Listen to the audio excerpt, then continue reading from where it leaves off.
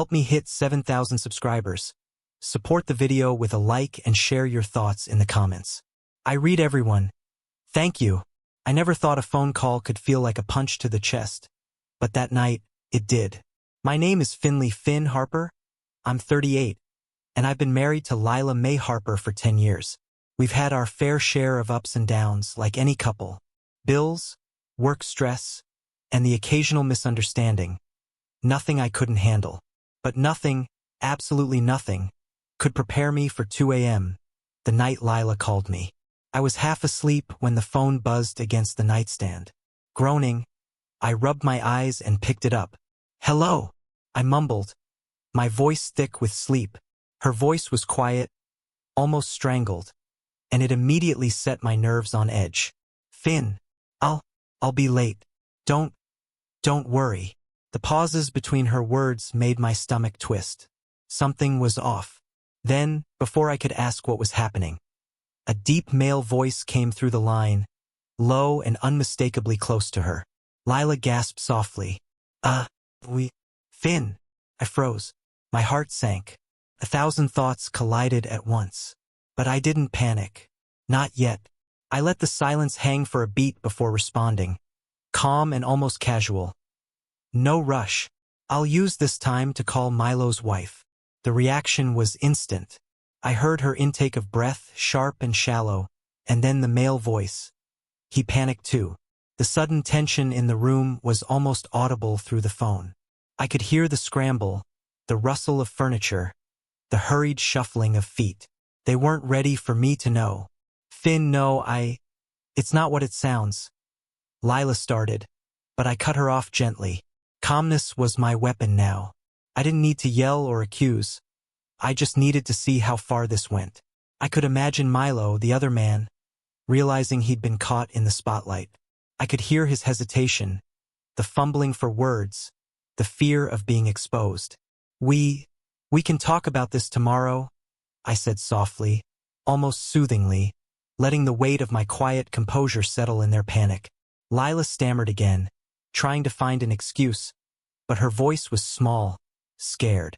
I didn't rush her. Instead, I let the silence stretch the way a surgeon holds the scalpel steady before the incision. I had known Lila for most of my adult life. We grew together in a small coastal town, started our first apartment with mismatched furniture and more love than sense. I remembered the way she laughed at my terrible jokes, the way her eyes sparkled when she talked about her dreams, the way she would fall asleep curled beside me after a long day. And yet, here we were, a decade later, and a single phone call at 2 a.m. threatened to unravel everything I thought I knew about us. I sat up, gripping the phone a little tighter. My voice remained calm. "Lila, tell me who's there. Be honest. I can handle it." She hesitated, then whispered, almost inaudible. It's just, I didn't mean for it to happen. I didn't need more." The guilt, the fear, the stammering in her tone. It painted the picture clearly enough. My mind, usually a quiet place of reason, started ticking through possibilities, timelines, and betrayals. The trust one had built over 10 years felt like a fragile vase, and now it was cracking, slowly, inevitably. And then the male voice returned, sharper this time, defensive. "Finn, I let it hang." Silence was a far more powerful response. I thought about Marnie, our neighbor and one of Lila's closest friends. A quick call to her could confirm the story, but I didn't need immediate answers. The panic in their voices was evidence enough. I could almost see their faces, pale and frantic in the dim light of their living room. It's strange how betrayal feels both immediate and slow. The first jolt is sharp, like ice water poured over your chest. But then it seeps in, cold and persistent, making you question every smile, every laugh, every whispered "I love you" that you once held dear. I leaned back against the headboard, letting the phone rest on my shoulder. My mind raced, but my voice remained a quiet anchor. "Lila, I'll wait. You can tell me everything tomorrow." The line went silent again, but this time it was different. The weight wasn't just in the room with them anymore. It was in me too. I realized that the life we had built, the late-night movies, the weekend getaways, the little inside jokes, might be unraveling in ways I couldn't yet see. I didn't scream. I didn't demand explanations. I simply let the silence stretch, letting it reflect the truth they couldn't hide. Fear and guilt. And as I sat there, holding the phone, a strange clarity settled over me. I didn't need to chase them with anger. I just needed to understand what this night, this call, really meant. Because sometimes the quietest reactions carry the heaviest truths. I didn't hang up. I stayed on the line, letting the silence do the talking. I could hear Lila's quiet sobs now, muffled and ashamed, and the male voice, Milo, pacing back and forth. I wanted to speak, to demand answers, but something inside me told me that calm observation would tell me more than anger ever could. Finally, she whispered, trembling, "Finn, I didn't know how to tell you. I didn't plan this. It just happened." The words hit me like cold rain. Just happened. I repeated softly, letting the incredulity settle over the room. 10 years, a decade of laughter, love, arguments, compromise, and it had just happened?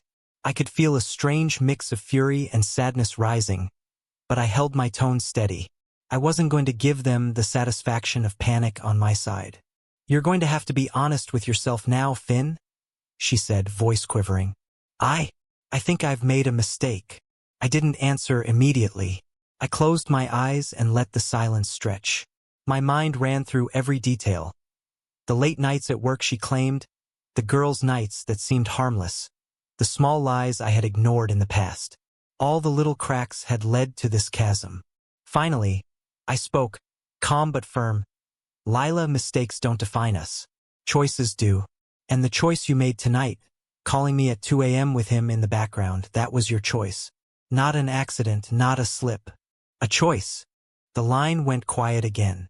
I imagined her sitting there, phone pressed to her ear, realizing that the comfort of secrecy had vanished. I could almost hear Milo's suppressed panic, his realization that their little world of shadows and lies had just collided with reality. "Finn, She started again, but I interrupted gently, deliberately. "Lila, I need to know something. Are you in love with him?" Her breath caught. I don't know. That was all I needed. I felt a cold clarity spread through me, sharp and awakening. The love I had invested, the years of care and effort, were being weighed against something I could no longer compete with. Not because I wasn't enough, but because the trust we had was broken. I stayed silent, let the pause do its work. Then I said, almost quietly, "Thank you for your honesty. That's all I need right now." I hung up without another word. No shouting, no screaming, no begging. Just clarity. And in that clarity, I felt something I hadn't expected. Freedom. Not the joy of liberation. Not yet, but the first flicker of it. The first step toward realizing that my life wasn't over, that my dignity wasn't negotiable. The next morning, I didn't wake Lila. She wasn't in bed. The apartment was quiet. I made myself coffee, stared out the window, and thought about Milo. I didn't need to call him. I knew he'd feel the repercussions soon enough. It wasn't my responsibility to punish him. Life had its own way of delivering justice, and sometimes it came without our interference. That day, I sent a single message to my closest friend, Harper, my sounding board, my confidant. "Call me. Need to talk." And when Harper arrived, I told her everything. The call, the voice, the panic, the sobs, the realization. She didn't gasp or try to talk me out of feeling anything. She just listened, and in her listening, I felt heard, and for the first time that night I felt grounded. Over the next few days, I watched Lila become increasingly frantic. She texted, apologizing, trying to explain, pleading in fragments, but I didn't reply. Milo tried calling, leaving messages that dripped with panic and irritation. And through it all, I remained quiet. Because quietness is not weakness, it's control. And after 10 years of chaos, I needed control over at least this. I reflected on our early days. The first apartment we had together, the small kitchen with chipped paint, the late-night walks along the boardwalk, the stolen glances across crowded rooms. Those memories weren't erased by this one night, by this one betrayal. They remained part of me, lessons on love, trust, and patience. But the present demanded a different strength, one that didn't bend or sway for fear or guilt. By the end of the week, I had decided what I would do. I didn't want revenge. I didn't want a scene. I didn't want public humiliation or a courtroom drama, though part of me knew those would come if necessary. What I wanted, what I always deserved, was clarity, respect, and the chance to rebuild a life that wasn't defined by betrayal. So I packed a small bag, not out of anger, not out of haste, but in quiet, deliberate preparation. I needed space. Space to breathe, to think, to regain the dignity that had been threatened but not yet taken. And as I stood there, looking at our apartment one last time before stepping out, I realized something profound. Freedom doesn't always roar. Sometimes, it whispers through the quiet choices we make when everything else has fallen apart. The call at 2 a.m. had been a shock, a betrayal, a test. And I had passed. Not by chasing her, not by demanding answers, not by trying to reclaim what had been lost, but by choosing myself, by holding my calm, and by allowing clarity to guide every step. I walked out that morning knowing that life, no matter how messy, no matter how unfair, could still be mine to shape. And that thought, that simple, clear, quiet thought, was more powerful than any anger, any tears, any phone call at 2 a.m.